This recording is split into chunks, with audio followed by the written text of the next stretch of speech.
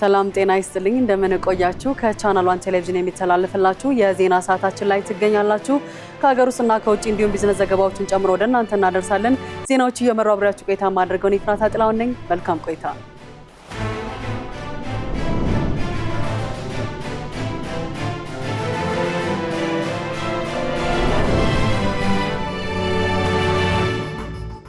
በአገር አቀፉ ምርጫ ያገኘነው የህዝብ ድምጽ አቅልለን አንወስደውም ትልቅ ክብር እንሰጣለን ሲሉ ጠቅላይ ሚኒስትር ዶክተር አብይ አህመድ ተናገሩ።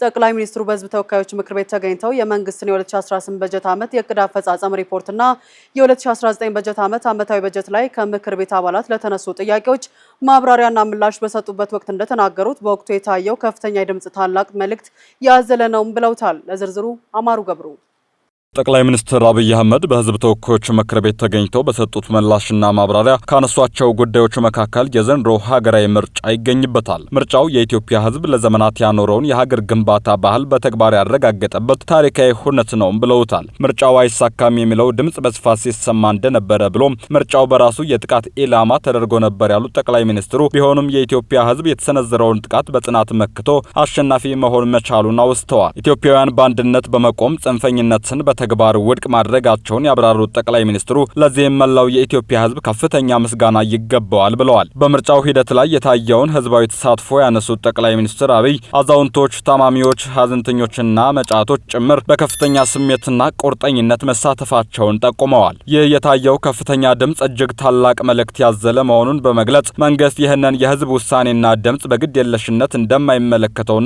ከፍተኛ ክብርና ዋጋ እንደሚሰጠውም አረጋግጠዋል። በተጠናቀቀው ምክር ቤት ውስጥ ለነበራቸው ቆይታ የምክር ቤቱ አባላት ለዲሞክራሲ ስርዓት ግንባታ ላበረከቱት አስተዋጽኦ ምስጋና አቅርበዋል። የዘንድሮ ምርጫ ለየትኛውም የፖለቲካ አካል እጅግ አስተማሪና የኢትዮጵያን ህዝብ ጥልቅ አሳቢነትና ሰላም ወዳድነት በትልቁ ያሳየ ትልቅ ታሪካዊ ሁነት ሆኖ ተመዝግቧል ሲሉ ጠቅላይ ሚኒስትር አብይ አህመድ ተናግረዋል። የዘንድሮ ምርጫ ከሌላው ጊዜ በተለየ ከፍተኛ ተግዳሮት ገጥሞት ነበር ያሉት ጠቅላይ ሚኒስትሩ ማሸነፍና ፈተና መሻገር እንዲሁም ሀገር በማጽናት ልምዳቸው የሚታወቁት ኢትዮጵያውያን ምርጫውን በማካሄድ ጽንፈኝነትንና ዘረኝነትን አሻፈረኝ በማለት ከዳር እስከ ዳር ድምጻቸውን አስተጋብተዋል ብለዋል። ብልጽግና ፓርቲ በ85 በመቶ መቀመጫ በመወዳደርና የተቀረውን ለተፎካካሪ ፓርቲዎቹ በመተው ታላቅ የዲሞክራሲ ቀናይነት የታየበት ምርጫ ነበርም ብለዋል።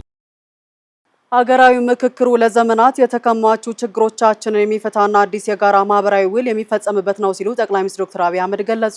ለዝርዝሩ አናል ተስፋ አሁን የተገኘው የምክክር እድል ብዙዎች ዋጋ የከፈሉበት በመሆኑ ማቅለል እንደማይገባና እድሉን በአግባቡ መጠቀም እንደሚያስፈልግ አስገንዝበዋል። እድል ሲመጣ አለመጠቀምና ካለፈ በኋላ የመጸጸት እንዲሁም ሰው በህይወት እያለ እውቅና ሳይሰጡ ሲሞት የማወደስ ክፉ አመል ሊቀየር እንደሚገባ ነው ጠቅላይ ሚኒስትሩ የተናገሩት። ሀገራዊ ምክክሩ በችኮላ እየተካሄደ አለመሆኑና በምክር ቤቱ ተጨማሪ ጊዜ ተሰጥቶት በጥንቃቄ እየተመራ መሆኑንም ገልጸዋል። ይህ ምክክር ከታችኛው የህብረተሰብ ክፍል ጀምሮ ከተደራጀ ተሳትፎና አጀንዳ የመነጨ በመሆኑ ለኢትዮጵያ ብቻ ሳይሆን ለመላው አፍሪካ ምሳሌ የሚሆን ጠቃሚ ሂደት ነው ብለዋል። የምክክሩ ዋና ዓላማ ባለፉት ዘመናት የተከማቹትን ችግሮች በጋራ መክሮ መልክ ማስያዝ እንደሆነ በማስገንዘብ አዲስ የማህበራዊ ውል የሚፈጸም መሆኑንም ጠቅሰዋል። በምክክሩ የሚፈቱት ችግሮች የቆዩ እንጂ አሁን የተፈጠሩ አይደሉም ያሉት ጠቅላይ ሚኒስትሩ ችግሮች አሁን ባለው መንግስት ላይ የወደቁ የታሪክ አጋጣሚዎች መሆናቸውንም አስረድተዋል። በመሆኑም የተፎካካሪ ፓርቲ አባላትና በውጭ ሀገር የሚኖሩ ፖለቲከኞች ከተዛባ አካሄድና አመለካከት ወጥተው ችግሮችን በጋራ ለመፍታት የበኩላቸውን እንዲወጡ ጠይቀዋል። የኢትዮጵያ ሀገራዊ ምክክር ኮሚሽን የህዝቡ ሀሳብ አቀናጅቶ ለመንግስት እንደሚያቀርብ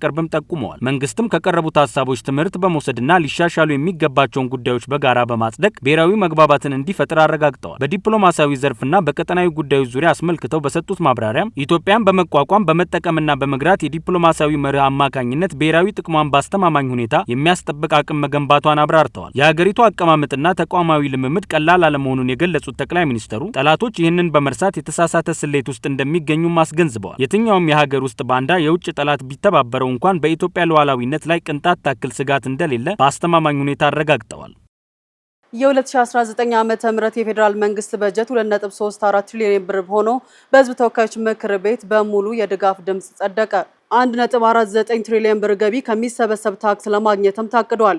የህዝብ ተወካዮች ምክር ቤት 5ኛ ዓመት የሥራ ዘመን 30ኛ መደበኛ ስብሰባውን ጠቅላይ ሚኒስትር ዶክተር አብይ አህመድ በተገኙበት ባካሄደበት ወቅት የፕላን በጀትና ፋይናንስ ጉዳዮች ቋሚ ኮሚቴ 2019 በጀት ዓመት የፌዴራል መንግስት በጀት ሪፖርትና የውሳኔ ሀሳብ አቅርቧል። በዚህም መሰረት 2.34 ትሪሊዮን ብር ሆኖ የቀረበውን የፌዴራል መንግስት የ2019 በጀት ምክር ቤቱ በሙሉ ድምፅ አጽድቋል። የጸደቀው ጠቅላላ በጀት ከ2018 በጀት ዓመት ጋር ሲነጻጸር የ411.6 ቢሊዮን ብር ወይም 21.3 በመቶ እድገት እንዳለውም ተመላክቷል። በዚሁ በጀት 1.49 ትሪሊዮን ብር ገቢ ከታክስ ለማግኘት መታቀዱን የፕላን በጀትና ፋይናንስ ጉዳዮች ቋሚ ኮሚቴ ሰብሳቢው አስታውቀዋል። በጀቱ ለግብርና ማዘመን፣ ለተጀመሩ ፕሮጀክቶች ማጠናቀቂያ፣ ለስራ ፈጠራ፣ ለልማትና መሰል ጉዳዮች እንደሚውልም ተጠቁሟል። የሩሲያ የውጭ ጉዳይ ሚኒስትር ሰርጌይ ላቭሮቭ ለስራ ጉብኝት አዲስ አበባ ገብተዋል። ላቭሮቭ ቦሌ ዓለም አቀፍ አውሮፕላን ማረፊያ ሲደርሱ በውጭ ጉዳይ ሚኒስቴር የአውሮፓና አሜሪካ ጉዳይ ዳይሬክተር ጀነራል አምባሳደር መለስ ዓለም አቀባበል ተደርጎላቸዋል። የኢትዮጵያ የስራ ጉብኝት የአፍሪካ ሀገራትን የመጎብኘት እቅዳቸው አካል ሲሆን ኢትዮጵያም የመጀመሪያ መዳረሻቸው ሆናለች። በኢትዮጵያ በሚኖራቸው ቆይታም ከውጭ ጉዳይ ሚኒስትር ጌዲዮን ጢሞቴዎስና ከሌሎች የስራ ኃላፊዎች ጋር ይመክራሉ። በኢትዮጵያ የሚገነባው የኒውክሌር ኃይል ማመንጫ ማዕከልን የተመለከተው ጉዳይ አንደኛው መነጋገሪያ ነጥብ ሊሆን እንደሚችልም ተገምቷል። ካለፈው ዓመት የሁለቱ ሀገራት ንግግር የቀጠለ ያላቸውን የንግድ ግንኙነት የማሳደግ ሀሳብም ሌላኛው መነጋገሪያ ነጥብ ይሆናል ተብሏል። የሩሲያ የውጭ ጉዳይ ሚኒስትር ከ4 ዓመት በፊት በተመሳሳይ ወደ ኢትዮጵያ ለይፋዊ የስራ ጉብኝት መጥተው የነበረ ሲሆን ከዚያ ጊዜ ወዲህ በሁለቱ ሀገራት መሀል ያለው ግንኙነት የበለጠ አድጓል። በአፍሪካ አህጉር የምግብ ሉዓላዊነትን ለማረጋገጥ የግብርና ምርታማነትን ለማሳደግ ውጤታማ የእጽዋት ጤና ጥበቃ ስርዓትን መገንባት ወሳኝ መሆኑን የግብርና ሚኒስቴር አስታወቀ። የእጽዋት ሀብቶችንና ተቋማትን ለመጠበቅ የአፍሪካ ሀገራት በሳይንስና በዲጂታል መሳሪያዎች ማብቃት በሚል መሪ ሀሳብ የተዘጋጀው የአፍሪካ እጽዋት ጤና ጥበቃ ፕሮግራም የስትራቴጂክ አጋርነት መድረክ በአዲስ አበባ ተካሂዷል። ማሌት ደመላሽ ተጨማሪ አላት።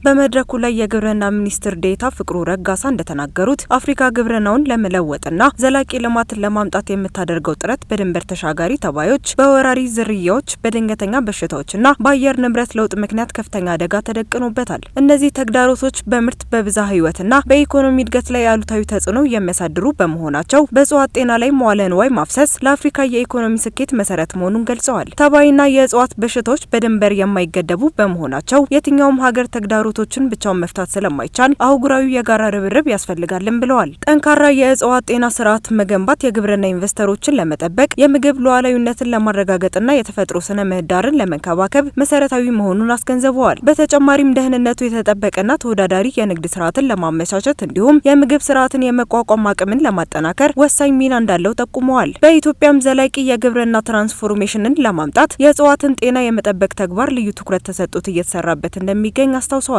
የዓለም አቀፉ የእጽዋት ጥበቃ ኮንቬንሽን ጸሐፊ ኤንሪኮ ፕሮቲ በበኩላቸው ድርጅቱ ጠንካራና የበለጠ የመቋቋም አቅም ያለው የእጽዋት ጤናን ለመገንባትና የምግብ ዋስትናን ለመደገፍ በቁርጠኝነት እንደሚሰራ ገልጸዋል። አጋርነቶችን ማጠናከርና አዳዲሶችን መፍጠር እንደሚገባም ገልጸው በአፍሪካ የእጽዋት ጤና ፕሮግራም በኩል የተመዘገበው አስደናቂ እድገት በዓለም አቀፍ ደረጃ የላቀ ተጽዕኖ ለመፍጠር መሰረት መሆኑን ማረጋገጥ እንደሚገባ ተናግረዋል። የአፍሪካ ህብረት ኢንተር አፍሪካን የእጽዋት ጤና ጥበቃ ምክር ቤት አስተባባሪ ሳውሉኒሳ ተቋማቸው ለብሔራዊ ተቋማት የክትትል የላብራቶሪ ምርመራና የመከላከል አቅምን በማሳደግ በሳይንስ ላይ የተመሰረተ ውሳኔ አሰጣጥና ቀጠናዊ የመረጃ ልውውጥን እያጠናከረ ይገኛል ብለዋል። ይህ ፕሮግራም የአፍሪካ ህብረትን የእጽዋት ጤና ስትራቴጂ ተግበራ የሚደግፍና በአካታች የአፍሪካ ግብርና ልማት ፕሮግራም ስር የተገለጹትን የአጀንዳ እንደ አውሮፓውያን አቆጣጠር 2063 ለማሳካት እየተሰሩ ካሉት ስራዎች አንዱ መሆኑን ጠቁመዋል። በኢትዮጵያ የተባበሩት መንግስታት ድርጅት የምግብና የእርሻ ድርጅት ጊዜያዊ ተወካይ ኦርላንዶ ሶሳ በበኩላቸው ለስኬቱ የመንግስታት የቀጠናዊ ድርጅቶች፣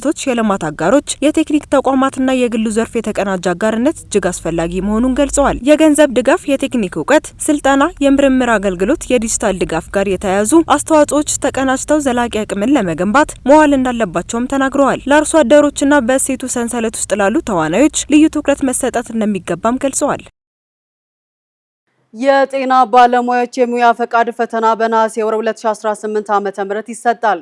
ጤና ሚኒስቴር ከከፍተኛ ትምህርት ተቋማት በመጀመሪያ ዲግሪ ለተመረቁ የጤና ባለሙያዎች የሙያ ፈቃድ ፈተና በነሐሴ 2018 ዓ.ም ለመስጠት ዝግጅት እየተደረገ መሆኑን የጤና ሚኒስቴር ገልጿል። መረጃቸውን ወደ ሲስተም ያላስገቡ ነባርና አዲስ ተመዛኞች ከሰኔ 30 እስከ ሐምሌ 17 ቀን 2018 ዓ.ም ድረስ ብቻ የብሔራዊ መታወቂያ መለያ ቁጥር በማስገባት አስፈላጊ መረጃዎችን በማሟላት ለምዝገባ እንዲዘጋጁ ሚኒስቴሩ አሳስቧል።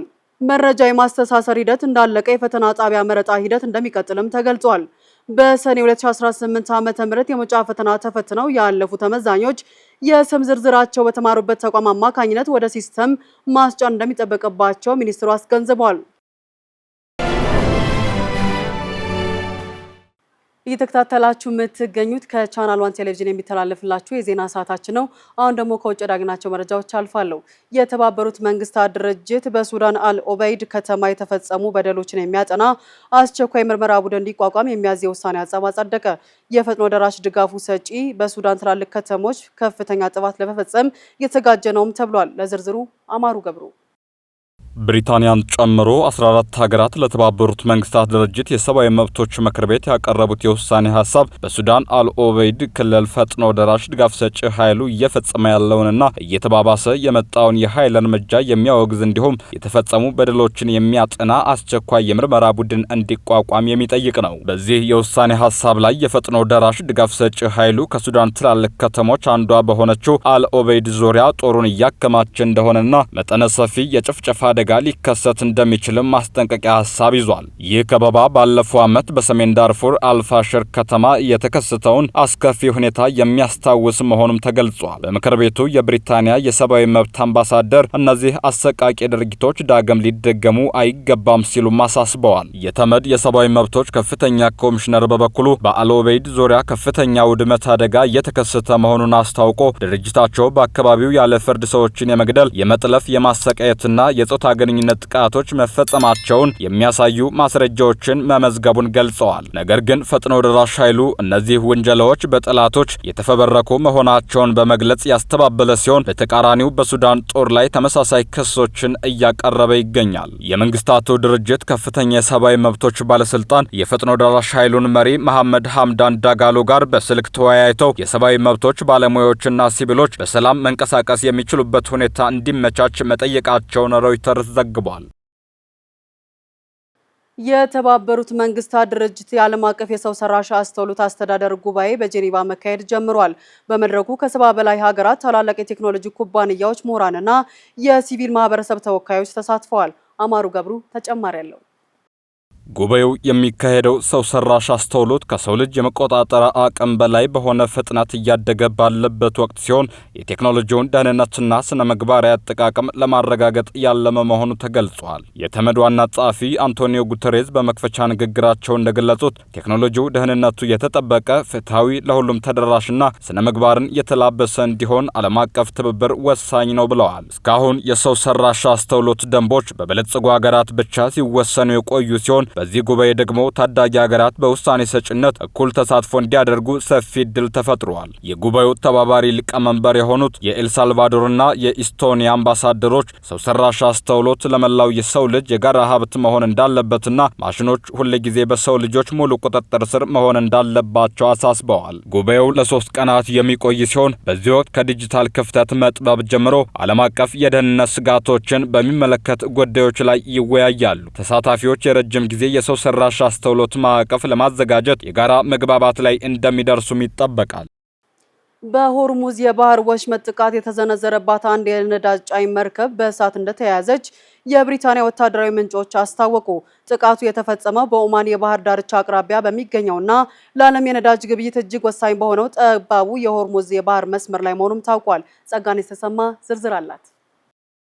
የብሪታንያ የባህር ንግድ ደህንነት ተቋም እንደገለጸው መርከቧ ከባህር ወሽመጥ ወደ ደቡብ አቅጣጫ እየተጓዘች በነበረበት ወቅት ከማይታወቅ አቅጣጫ በተተኮሰ ሚሳኤል ወይም ተወርዋሪ አካል እንደተመታች ተገልጿል። እስካሁን ባለው መረጃ በአካባቢው ላይ የደረሰ የጎላ የተፈጥሮ አካባቢ ብክለት የለምም ተብሏል። የኢራን መንግስት ቴሌቪዥን በበኩሉ መርከቧ ከኳታር የተፈጥሮ ጋዝ ጭና ስትጓዝ የነበረች መሆኑን ጠቅሶ የተሰጣትን ማስጠንቀቂያ ባለማክበሯ ጥቃት እንደደረሰባት በሚስጥር ምንጮች አስደግፎ ዘግቧል። ይሁን እንጂ የኢራን መንግስት ጥቃቱን ራሱ ስለመፈጸሙ እስካሁን በይፋ የሰጠው ማረጋገጫ የለም። ይህ ጥቃት የተሰነዘረው ኢራን በጦርነቱ መጀመሪያ ላይ የተገደሉትን የሀገሪቱን ከፍተኛ መሪ አያቶላ አሊ ሀሚኒን የቀብር ስነ ስርዓት እያከናወነችና ብሔራዊ ሀዘን ላይ ባለችበት ወቅት ነው። ስነ ስርዓቱ ላይ የተገኙ ኢራናውያን በአሜሪካው ፕሬዝዳንት ዶናልድ ትራምፕ ላይ የሞት አዋጅ ሲያስተጋቡ ተደምጠዋል። አሜሪካ የሆርሙዝ የባህር ወሽመጥ ሙሉ በሙሉ ክፍት እንዲሆን የኢራን የኒውክሌር መርሃ ግብር እንዲገደብና የካቲት 28 የተጀመረው ጦርነት በዘላቂነት እንዲቆም ከቴህራን ጋር ድርድር ለማድረግ ብትፈልግም ይህ አዲስ ጥቃት ግን በአሜሪካና በኢራን መካከል ያለውን ውጥረት ይበልጥ እንዳያባብሰውና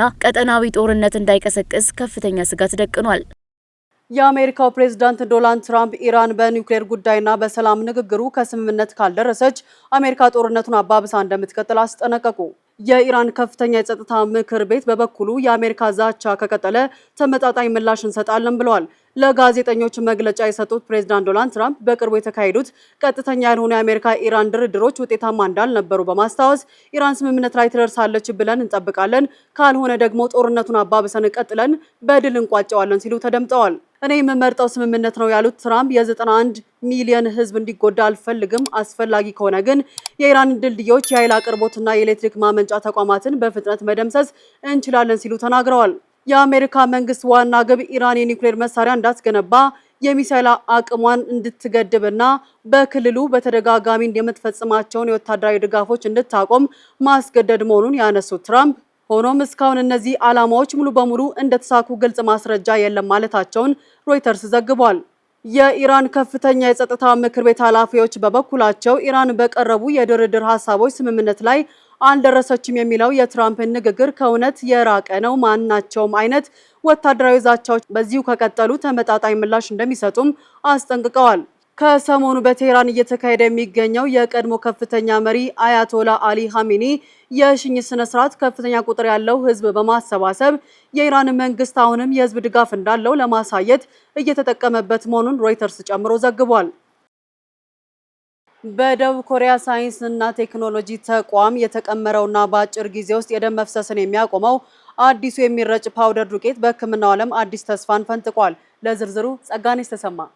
በደቡብ ኮሪያ ሳይንስና ቴክኖሎጂ ተቋም የተመራው የሳይንቲስቶች ቡድን ለህይወት አስጊ የሆነን ከፍተኛ የደም መፍሰስ በቁስል ላይ በተረጨ በጥቂት ጊዜያት ውስጥ ብቻ ሙሉ በሙሉ ማቆም የሚችል አስገራሚ የሚረጭ የህክምና ፓውደር ፈጠራ ይፋ አድርጓል። ይህ አዲስ የሳይንስ ስኬት AGCL ፓውደር በመባል የሚታወቅ ሲሆን ከተፈጥሯዊ ማዕድናትና ባዮቁሶች የተሰራ ሲሆን ፓውደሩ በሰውነት ላይ ከባድ አደጋ ወይም ጥልቅ ቁስለት ሲያጋጥም በቀጥታ ቁስሉ ላይ የሚረጭ ሲሆን በደምና በሰውነት ውስጥ ካሉ ካልሽየም ጋር ወዲያውኑ በመገናኘት በአንድ ቅጽበት ወደ ጠንካራ ተከላካይ ጄልነት ወይንም ሃይድሮጄል የመቀየር ልዩ ባህሪ አለው ተብሏል። የተቋሙ ተመራማሪዎች እንደገለጹት የተለመዱት የፈሳሽና የፕላስቲክ ህክምናዎች ቅርጻቸው ወጥ ባለመሆኑ ጥልቅና ወጣ ገባ የሆኑ ከባድ ቁስሎችን በፍጥነት ለማከም ይቸገራሉ። ይህ አዲስ የሚረጭ ቴክኖሎጂ ግን ቁስሉ ምንም ያህል ጥልቅና የተቆራረጠ ቢሆንም ሁሉንም የቁስል ክፍሎች ዘልቆ በመግባትና ከአካባቢው ህዋሳት ጋር በመጣበቅ ደም እንዳይፈስ በአስተማማኝ ሁኔታ ያሽጋል። ይህ የህክምና ፈጠራ በተለይ የተዘጋጀው ወታደራዊ ግጭቶች በሚበዙባቸው የጦር ሜዳዎችና ከባድ የተፈጥሮ አደጋዎች በሚከሰቱባቸው ስፍራዎች ላይ የሰዎችን ህይወት ለመታደግ ነው። በጦርነትና በድንገተኛ አደጋዎች ወቅት ለሞት የሚዳርገው ዋነኛው ምክንያት ፓውደሩ የመጀመሪያ እርዳታ ሰጪዎችና ወታደራዊ ሐኪሞች በሰከንዶች ውስጥ የቆሰሉ ወገኖችን ህይወት እንዲያተርፉ ትልቅ እድል ይሰጣል። በተጨማሪም ምርቱ ምንም አይነት ባክቴሪያ እንዳይፈጥር የማድረግ ወይንም አንቲባክቴሪያል አቅም ያለው ሲሆን ቁስሉ በፍጥነት እንዲድንና አዳዲስ የደም ስሮች እንዲተኩ ያግዛል። በአስቸጋሪ የአየር ንብረት ሁኔታዎች ውስጥ እንኳን ሳይበላሽ እስከ 2 ዓመት ድረስ መቆየት የሚችለው ይህ ፓውደር ወደፊት በአምቡላንሶች፣ በሆስፒታሎችና በድንገተኛ አደጋ መከላከያ ተቋማት ውስጥ ዋነኛ የህክምና መገልገያ ሆኖ እንደሚያገለግልም ሳይንቲስቶቹ እምነታቸውን ገልጸዋል። ወደ ቢዝነስ ዘገባዎች አልፋለሁ። በአንድ ዓመት ውስጥ ከ11 ቢሊዮን ዶላር በላይ የሸቀጦች ኤክስፖርት መመዝገቡንና 38 ቢሊዮን ዶላር የውጭ ምንዛሬ መገኘቱን ጠቅላይ ሚኒስትር ዶክተር አብይ አህመድ ገለጹ። ጠቅላይ ሚኒስትሩ በህዝብ ተወካዮች ምክር ቤት ባደረጉት ንግግር በኤክስፖርትና በውጭ ምንዛሬ ግኝት ረገድ ታሪካዊ የተባለ እድገት መመዝገቡን አንስተዋል። ለእነዚህና ሌሎች የቢዝነስ ዘገባዎች ማለት ደመላሽ እንደ ጠቅላይ ሚኒስትሩ ማብራሪያ ኢትዮጵያ በተያዘው በጀት ዓመት ብቻ ከሸቀጦች ኤክስፖርት ከ11 ቢሊዮን ዶላር በላይ ገቢን አግኝታለች። ከ1984 እስከ 2000 ዓ.ም በነበሩት 17 ዓመታት ውስጥ በድምሩ ተገኝቶ የነበረው የኤክስፖርት ገቢ 11 ቢሊዮን ዶላር ብቻ የነበረ ሲሆን በዚህ ጊዜ ውስጥ ግን የተገኘው ገቢ በአንድ ዓመት ውስጥ ማሳካት ተችሏል ብለዋል። በተጨማሪም ሀገሪቱ በተለያዩ ዘርፎች በአጠቃላይ 38 ቢሊዮን ዶላር ከውጪ ማግኘት እንደቻለችም በዚሁ መድረክ አንስተዋል። ለዚህ አጠቃላይ የውጪ ምንዛሬ ግኝት ከተለያዩ አገልግሎቶች 9.5 ቢሊዮን ዶላር ከውጭ ሀገር የገንዘብ ላኪዎች ወይም ሬሚታንስ 7.9 ቢሊዮን ዶላር የተገኘ ሲሆን ከነዚህ የአገልግሎት ገቢዎች በተጨማሪ የተለያዩ የውጭ ብድሮች ተጨምረው አጠቃላይ ገቢው 38 ቢሊዮን ዶላር ሊደርስ እንደቻለ አብራርተዋል። የገቢዎች ሚኒስቴር ለኤሌክትሮኒክስ ደረሰኝ ሶፍትዌር አቅራቢዎች እስከ $250,000 የዋስትና ገደብ ጣለ። የገቢዎች ሚኒስቴር በታክስ ቴክኖሎጂ ዘርፍ ለመሰማራት በሚፈልጉ የኤሌክትሮኒክስ ደረሰኝ ሶፍትዌር አቅራቢዎች ላይ እንደየደረጃቸው እስከ $250,000 የአሜሪካን ዶላር የሚደርስ የፋይናንስ ዋስትና የሚያስገድድ አዲስ መመሪያን አውጥቷል። በዚህ ወር አጋማሽ ላይ የወጣው መመሪያው በሀገሪቱ የታክስ ቴክኖሎጂ ዘርፍ ውስጥ የገበያ መግቢያ አዲስና ፈታኝ መስፈርት እንደሚሆን ይጠበቃል። የዋስትናው መጠንም በአቅራቢው የአገልግሎት አይነትና በሚያገለግሉት ግብር ከፋዮች ልኬት ላይ ተመስርቶ በ10 ደረጃዎች የተከፋፈለ ነው። በዚህም መሰረት የሽያጭ መመዝገቢያ ስርዓት አቅራቢዎች $30,000፣ የሶፍትዌር አሳ ሰርቪስ አቅራቢዎች $50,000፣ የኢኮሜርስና ዲጂታል ገቢ አንቀሳቃሾች $25,000 እንዲሁም የራሳቸውን የውስጥ ደረሰኝ ስርዓት የሚጠቀሙ ግብር ከፋዮች $15,000 የባንክ ወይም የኢንሹራንስ ዋስትና ማስያዝ ይጠበቅባቸዋል። የዋስትናው መጠን አቅራቢዎቹ የሚያገለግሏቸው ደንበኞች ቁጥር ወይም የሽያጭ ልውውጣቸው እያደገ ሲሄድ በየ2 ዓመቱ የሚታደስ ሲሆን ከ40,000 በላይ ግብር ከፋዮችን ለሚያገለግሉ ወይም ከ1 ትሪሊዮን ብር በላይ ዓመታዊ ሽያጭ ላላቸው ድርጅቶች ከፍተኛው የዋስትና ጣሪያ $250,000 ይደርሳል። የንግድና ቀጠናዊ ትስስር ሚኒስቴር በ2018 በጀት ዓመት ከውጪ ንግድ 10.7 ቢሊዮን ዶላር መገኘቱን አስታወቀ። ሚኒስቴሩ ከተጠሪ ተቋማት ጋር በመሆን የ2018 በጀት ዓመት የስራ አፈጻጸምን የገመገመ ሲሆን የንግድና ቀጠናዊ ትስስር ሚኒስቴር ካሳሁን ጎፌ የኢትዮጵያ ምርት ገበያን ለማጠናከር በተሰራ ስራ 800 ሚሊዮን ብር ትርፍ ማግኘትና የራሱን ህንጻ መገንባት መቻሉን ተናግረዋል። የገበያ ሁኔታን ለማረጋጋት በዓመት በተሰራ ስራ 800 የቅዳሜና እሁድ ገበያ መስፋፋታቸውን በመጥቀስ የገበያዎቹ አጠቃላይ ቁጥር 2869 መድረሱን ገልጸዋል። በተጨማሪም 31 የገበያ ትስስር ማዕከላት ተገንብተዋል ብለዋል።